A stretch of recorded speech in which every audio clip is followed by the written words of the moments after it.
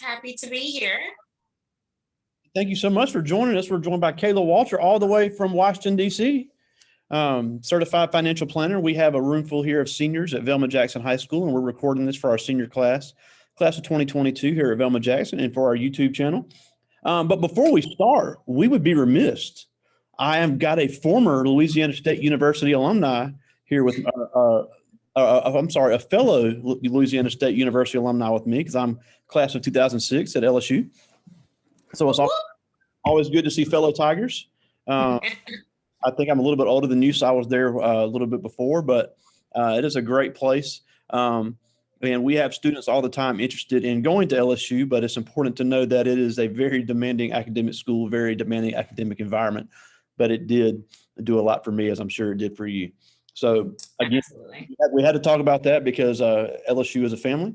We're glad to have you, and we'll have you, you know, talk about what it is you do and what these students, as they're about to graduate from high school, need to plan for financially, whether they're going to college, whether they're going to the military or straight into the workforce. Because a lot of these, and you said yourself on your website, a lot of these things that their parents tell them have changed in the last 20 years, and a lot of plans have changed, and a lot of educational opportunities have changed.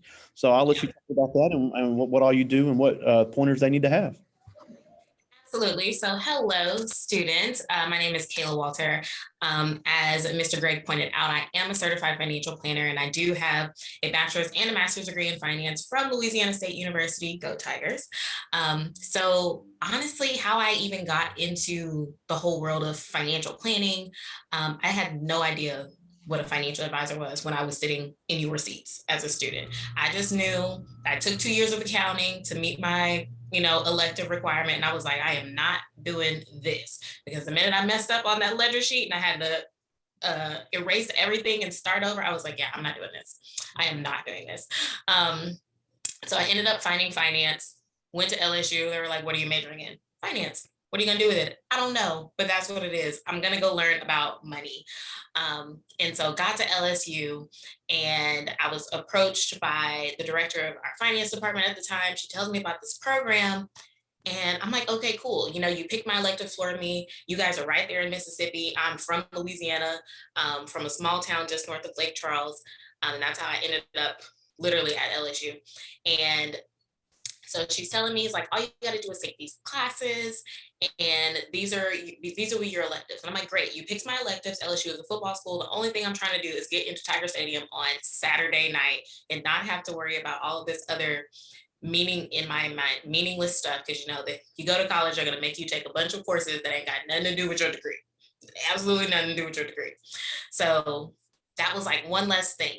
But it completely changed the trajectory of what I was doing, because now I'm like, I'm in these classes and I'm like, oh my God, what did I know?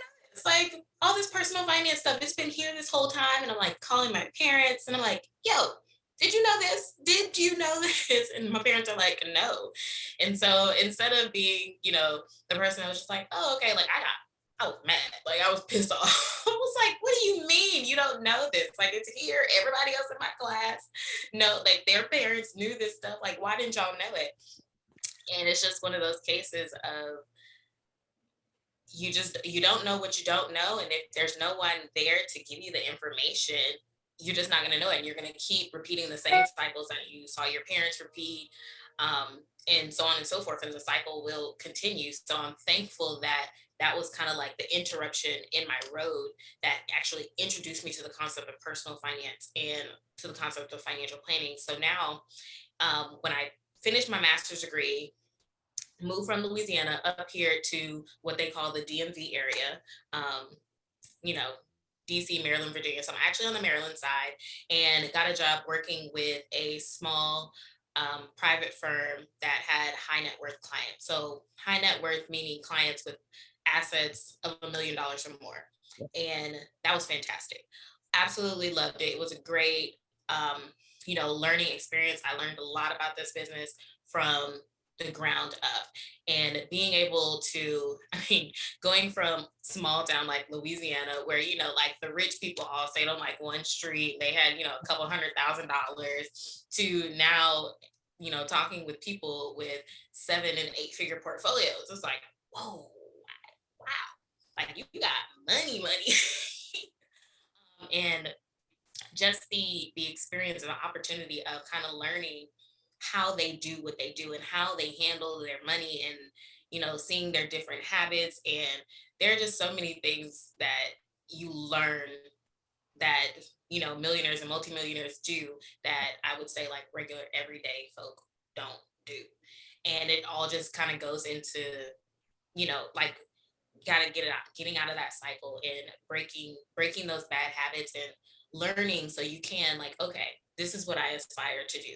Not I want $1 million because some rich uncle is going to come, is going to pass away and leave me an inheritance, because the likelihood of that happening is slim to none.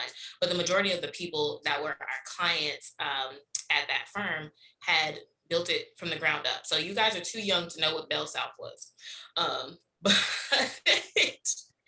it was a company, and a lot of those clients like worked there. A lot of their wives were teachers, so it's not like they had these huge salary jobs. It was just with consistency, being and being consistent with saving and investing over time and over time. So I know you guys have already had someone come and speak about financial planning with you, and you're probably like, I'm in high school, I ain't gotta worry about this, and it's like, you should worry about it. Now is the time to worry about it, because the earlier you start, the earlier you can finish. And so now I get to work with a firm that I like to say is a little bit more culturally competent, and working with clients that not only look like me, but also look like you guys.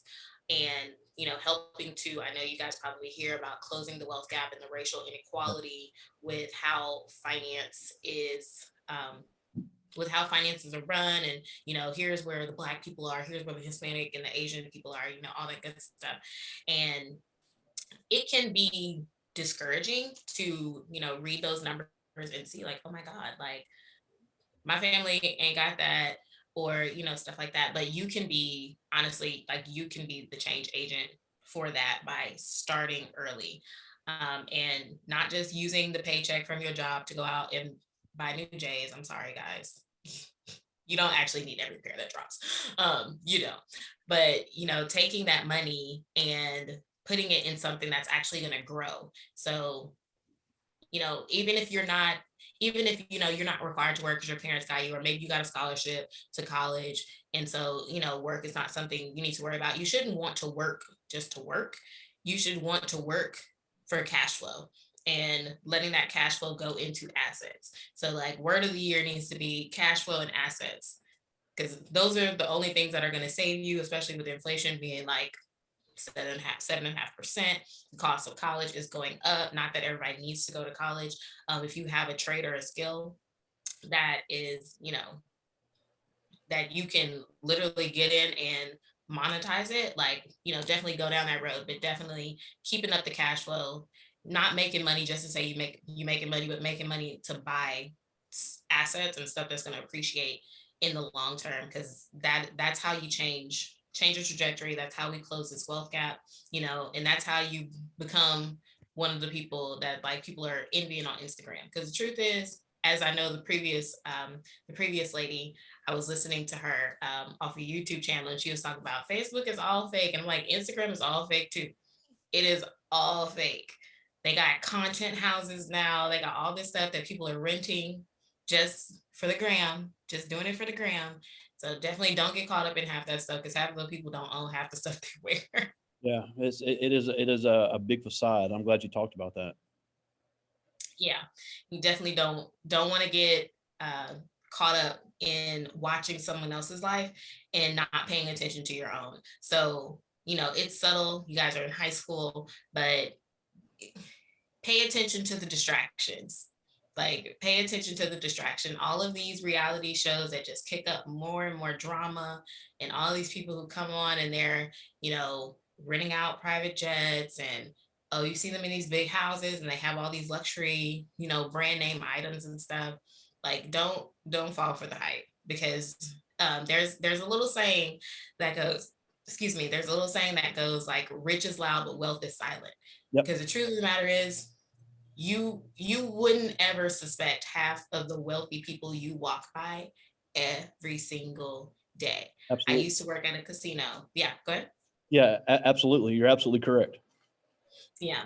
I used to work at a casino in Baton Rouge, and it was so funny to me to watch how many of the individuals who like wanted to flaunt, like you see them pull up in their nice cars and all that stuff. And it's funny because the people like the whales, like the big guys, actually pulled up in like a raggedy pickup truck with holy overalls on. And they're like, oh yeah, that's the man. It's like he got more money than like everybody in here. And it's like, wow, you know, wow. Like wealth really is silent. So you should don't aspire to rich for flaunt, but aspire to wealth to be kind of like that person that's like, I got it, but you don't And need to know that. when it comes to the habits, they always say we spend money we don't have to buy things we don't need to impress people we don't like. Right. And that's so true.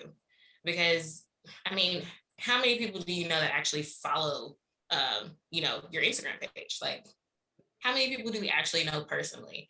And the people who actually, care about you, they don't really care what you're doing. It's like, oh, okay, great, fantastic. Like I'm celebrating you on. But it's definitely one of those like you can't fall for the hype. You cannot fall for the hype. And getting in early Yeah.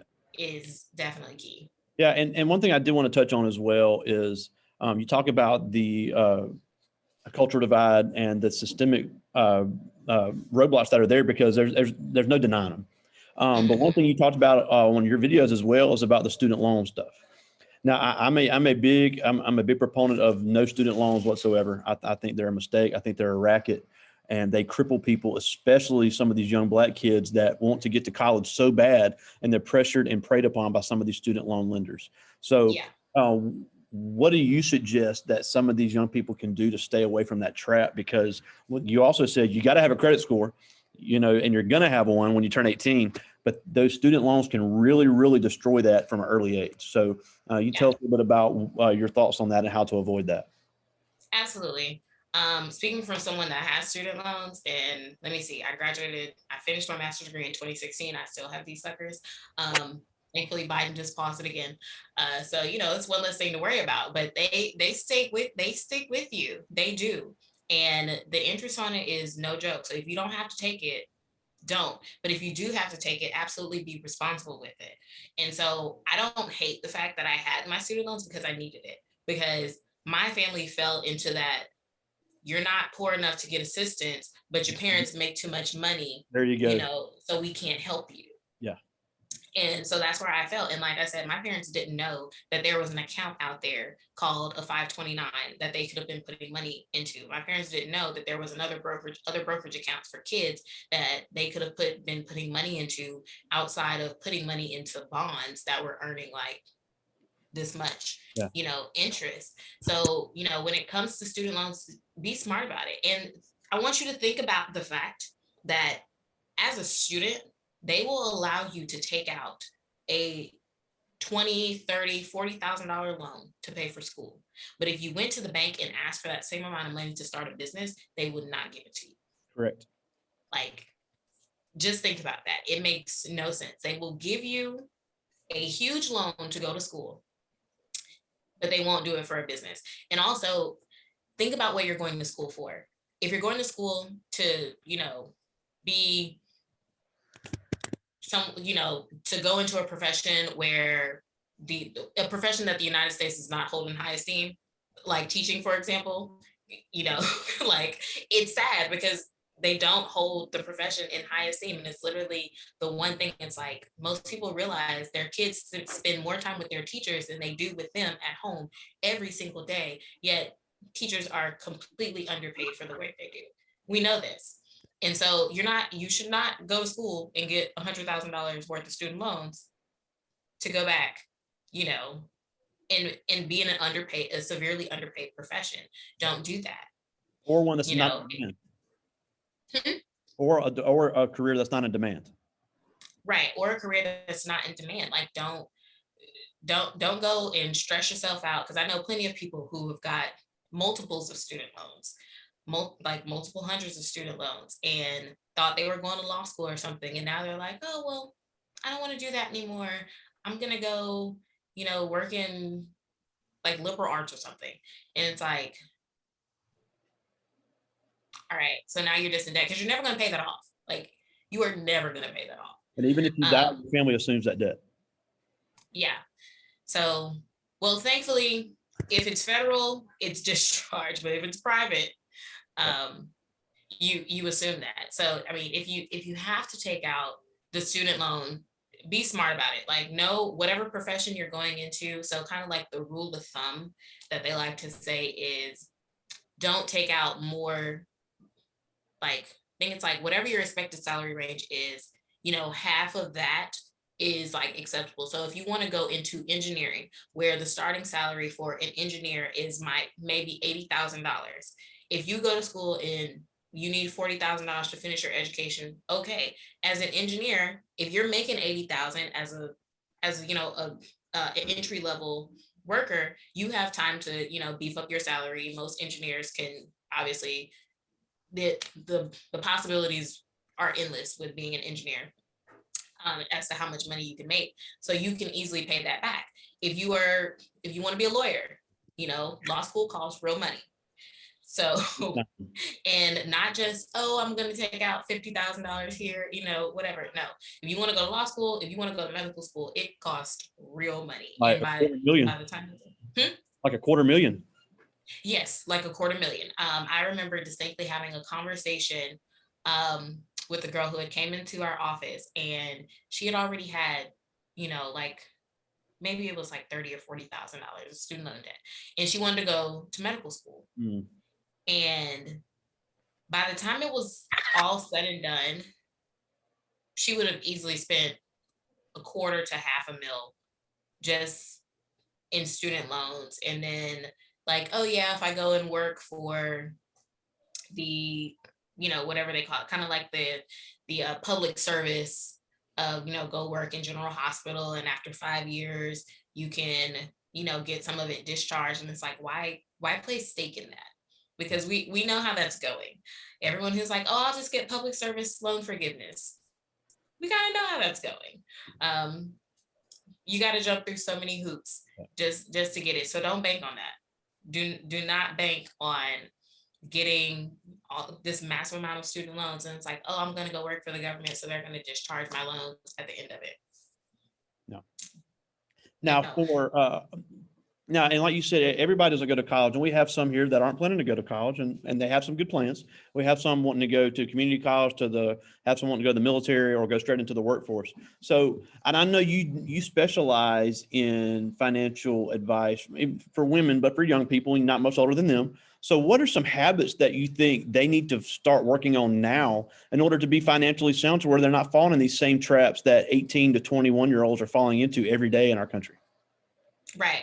One habit that I would absolutely say I would have like doubled down on when I was in you guys' seats is when I had my job and I was working at a restaurant and I was getting paid every 2 weeks. Like, yes, I grew up in church, so I, paid my 10% tithes, but I would also, and I was pretty good about saving, but I didn't know much about investing at the time. And even I talked my mom into opening up this little brokerage account, and I was like, oh, I'm gonna give me some Disney stock.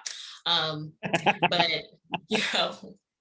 now that I know more about like index funds and things that track the markets and ETFs, and it's like I would have absolutely, paid my 10% there, and then took another 10% and put it into, the market, put it into something that's tracking like the S&P 500. Putting it into an index fund, because I mean, honestly, when you start putting in, even if it's like $10, it may not seem like a lot, and you might go in there and it's like, oh yeah, this isn't growing that much, but compound interest literally is the eighth wonder of the world. And starting at 18, when you can actually have, an account on your own, if you're, if you're 17 and under, you're going to need a parent. But if you're 18, you can open up your own brokerage account and just start putting little bits of money into it, and putting it into something that is tracking an index. You ain't even got to think that hard about it. Investing really isn't that hard, because there aren't that many money managers of mutual funds and stuff that can actually beat the market. And anyone who tells you they can beat the market, you need to run the other way, because you can't time it. But if you put your money in something that's tracking the market, it's the easiest thing to do. Like it literally is the easiest thing to do, and stuff grows with consistency. Like if you just put it in there and be like, I can't touch it, like it's gone. Yeah. You'll wake up, 20 years from now, and you'll be like, wow, that little that little acorn turned into an oak tree, like for real. And that would also be the same, if somebody wants to be a corporate employee, if somebody is being offered deferred income or a matching of a pension plan, I think you're absolutely well. First of all, if you're not putting in what a maximum matching amount, you're absolutely crazy, because that is free Right, money in a retirement account. It's crazy for even people our age to depend on Social Security because it may not be there. And then right, also with the deferred income, like you said, that's money that you're not tempted to spend because you don't see it. It goes into a separate account, and that's 3, 4, 5 years you can retire earlier, and all right. it does cost a few dollars on your paycheck. Yep. It's delayed gratification. I'm telling you. Dave Ramsey has a saying, live like no one else, you can live like no one else. Yeah. It is so worth it. Like if all of your friends want to go out to eat and go to brunch and all of these other little things, and you don't really want to do that. You want to put your money over here, do it. Because I can guarantee you 10, 20, 30 years from now, they're going to still be working and you going to have a nice size portfolio. And you can be like, so y'all want to go out? Want to hit up, St. Martin? They could be like, girl, I got to work. And it's like, oh, well, you'll have the money then. Like you'll have it there ready for you. So do not fall into the trap of, I got to have it now. Like I got to have it now. Money appreciates over time Absolutely. in assets. So it's worth delaying gratification. And now another thing you've talked about as well is the credit card stuff. And I know there's several opinions on this. But college students and young adults are usually preyed on, especially minority adults. We'll give you this for free. If you disparate, and especially the store credit cards are just a disaster. Yes. But we get 20% off today to sign up today. But if you look at some of the numbers, the amount that you pay in fees and the fine print that you signed off on can be up in the thousands and hundreds of thousands of dollars. Yeah. So when these kids start turning 18, and some of them already are 8, or most of them already are 18, what do you think they should do when they're looking at getting the first credit card as a young adult? And some of them, starting families right out of high school. Yeah. Okay. So credit cards, a lot of people will tell you, like if you listen to like Dave Ramsey or something, they'll tell you stay away from credit cards. You're going to have a credit score. Unfortunately, some of you may already have bills in your name that you didn't know were in your name. Absolutely. That's just the reality of, growing up in rural areas. So what you can do is you can either go on Experian, TransUnion, or Equifax. You need to pull your credit report, see what's there. You can do it. They allow, I think because of COVID, now they're kind of allowing people to do it more frequently. You used to be able to pull one per year. So you can used to have to like break it out like every 4 months, pull one from each servicer. But definitely go ahead and pull your credit score. Know what it is. And when looking into getting your first credit card, you want to get a reputable one. So students, those of you who are going to college, like they're going to all be out there on the grounds and they're going to be like, hey, they're going to have swag. They're going to have hats and shirts and little throw balls and all kinds of stuff. Go for the swag. Get all the swag you want. All the t-shirts, all the towels, all the photos, all the whatever. Don't sign up for nothing. Store credit cards are the worst credit cards that you can get. I repeat, store credit cards are the worst credit cards that you can get. What they do should be illegal. They should. Like, do not fall for the hype. But if you know your number going into these things, they can't tell you, oh, you should be, fine, or you should be this. One service I do like, I like it for students and I like it for beginners, is I like Discover. I think they're an amazing company. But also on the flip side, you need to understand that when applying for a credit card, it's going to be a hard inquiry on your credit report. And a hard inquiry meaning it's going to hit and your credit score, whatever score you saw, it's going to drop. And just because you see one score when you pull your credit report doesn't mean that's the same score that the servicer is using, because there are so many different credit scores. There's like a Advantage 3.0, Advantage 5, Advantage 4.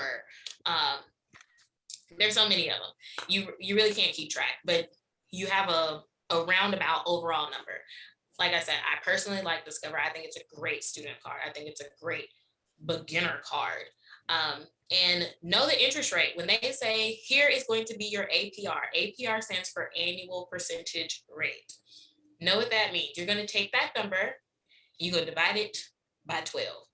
And that's how it's multiplying. So every time you leave a balance on there, that's how it's going to be. Like that percentage is like, okay, every month it's going to go up by this, by this. So if it's 12% over the year, then every month 1% is going to compound every single month. So you want to make sure you be responsible with your cards. If you're going to get the credit card, don't put anything on the credit card that you know you can't pay for. Yep. Like I tell people all the time, if you want to start with a credit card, start using it to build your credit score, but paying for it with stuff you pay for every day. You have a car, you got to put gas All in your car. transactions looks a lot better than if you're trying to do something big.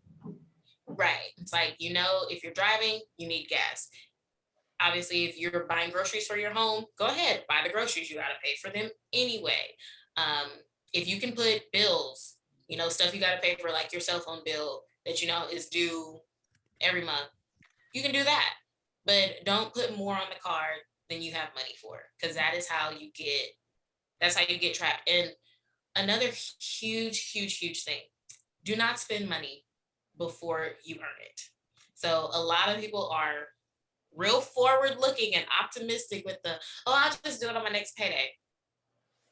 Don't do that. Don't spend money before you earn it. Do not spend money. That's a big trap.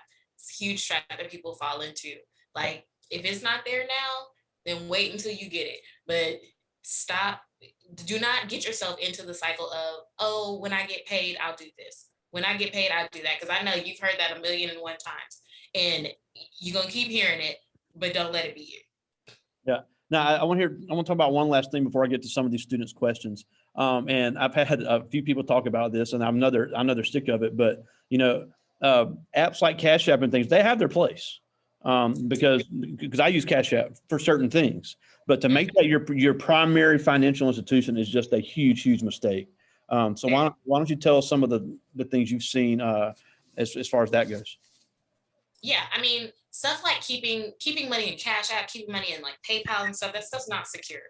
It's not. And it's not. So if something ever happens to their platform and they lose your money, they have no guarantee to give it back to you. I mean, at least right now in a bank, you have federal protection. So if something happens, you know, with your money in the bank, they still have to, you know, give you your money back. But keeping money in Cash App, no. I mean, link it to your bank account, let it be the intermediary for transitioning purposes, but Cash App is not a bank account. Yeah. You need a bank account. Yeah. And it's like I've said with previous speakers, there is that generational thing where, you know, a lot of the rural community, especially a lot of the rural Black community, doesn't trust a lot of that stuff.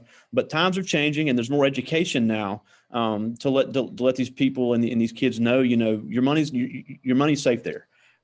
Especially the FDIC protects all those investments. So yeah, I really want the young people to realize that Cash App as a primary financial institution is a very big mistake.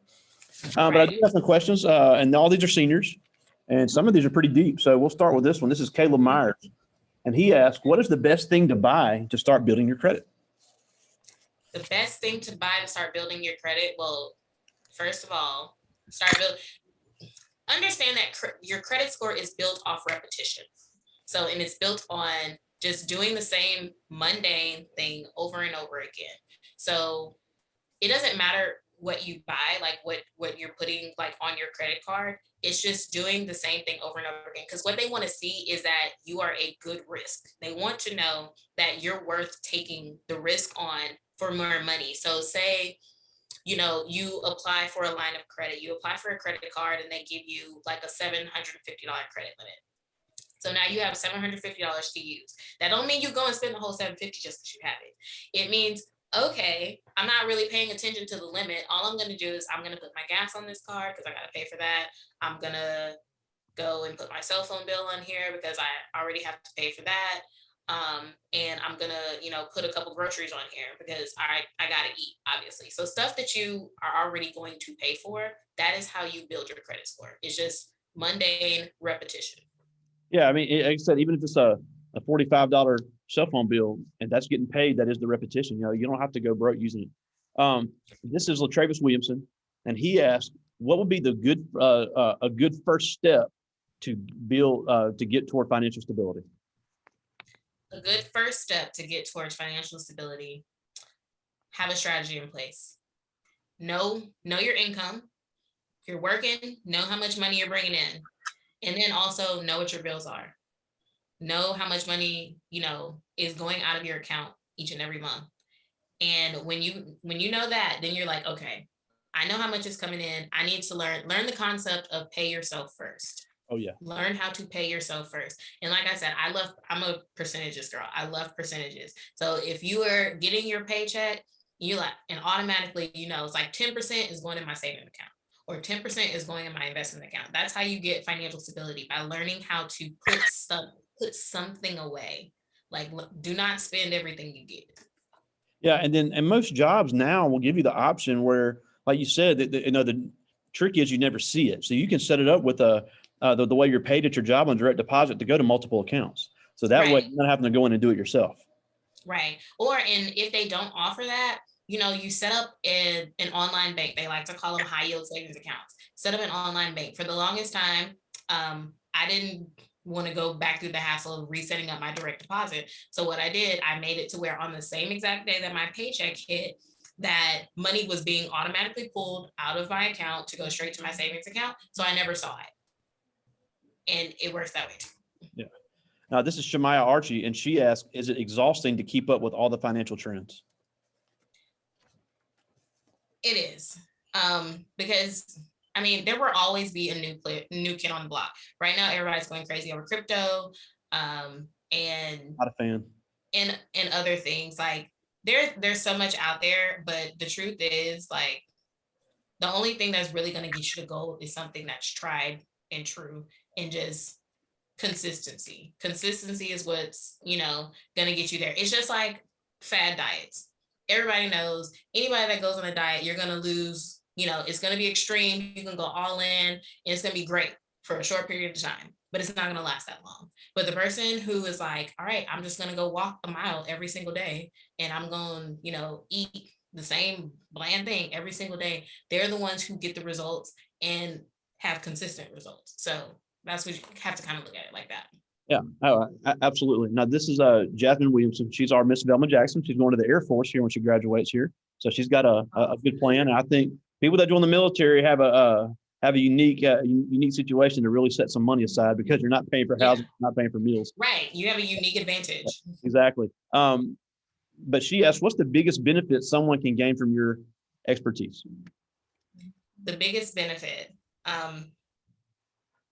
honestly, it really is just, one, know your numbers. If you don't know nothing else, know your numbers. Because a lot of people, they work and they don't know how much money they're making. Like, know how much money you're making, and know what you're paying for, and know how to read your paycheck.